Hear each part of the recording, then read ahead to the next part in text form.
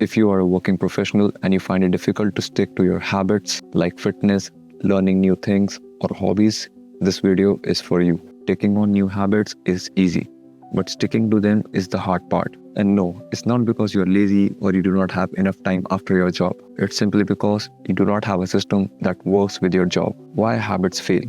Let's first understand why you cannot stick with your habits. Most people think that they fail at their habits because they are too tired after their work or they do not have enough time. But if you'll check your phone, you'll realize that you do have time and energy. It just goes into autopilot activities like scrolling. The real problem is not energy or time. It's about your identity. Right now, your default identity is someone who spends time scrolling and doing mindless activities after work. And if your habits are not part of your identity, you will always lose to the autopilot mode. So instead of relying simply on motivation, we need to build up a system that works for us. And this system has 5 parts to it. First is the identity, second is the tiny version, third is the trigger, fourth is the environment, and fifth is tracking. Let's walk through the system using a simple real-life example. Let's first set the identity. Let's say you want to learn guitar alongside of your job. Now, learning guitar is just not a goal. It should become a part of your identity. Even something as simple as I'm someone who practices guitar regularly changes how your brain treats this habit. And habits stick when they are identity aligned. Part 2, the tiny version. This reduces internal friction. Most people fail because they make habit too big. Like learning guitar feels too overwhelming after the work. So instead, you can shrink it to mini goals like learning strings, practicing chords, or practicing 10 to 15 minutes only. One of these small habits reduce internal friction and it builds consistency, which matters more than intensity. Part 3 is the trigger, when and where.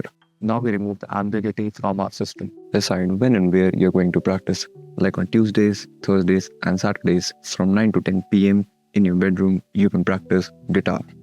This sets up when and where are you going to practice your guitar sessions. When these kinds of decisions are already made, you don't waste energy deciding again. This step alone removes a lot of friction. To enforce this further, you can try out the 2-day rule, which states you can practice a hobby or a habit for 2 days continuously before taking a break of 1 day. Part 4 is environment. To reduce external friction, environment matters more than sheer willpower. So the next step is to tailor an environment according to yourself so that it makes it easier for you to perform your hobbies and reduce external friction. So let's say if your guitar is lying somewhere inside the almirah, the friction of getting it out and then practicing will definitely make you skip some days. But if it's visible and accessible, the friction relatively drops. Just by simply tailoring your environment, you can make right actions easy. Now it is about tracking your hobby.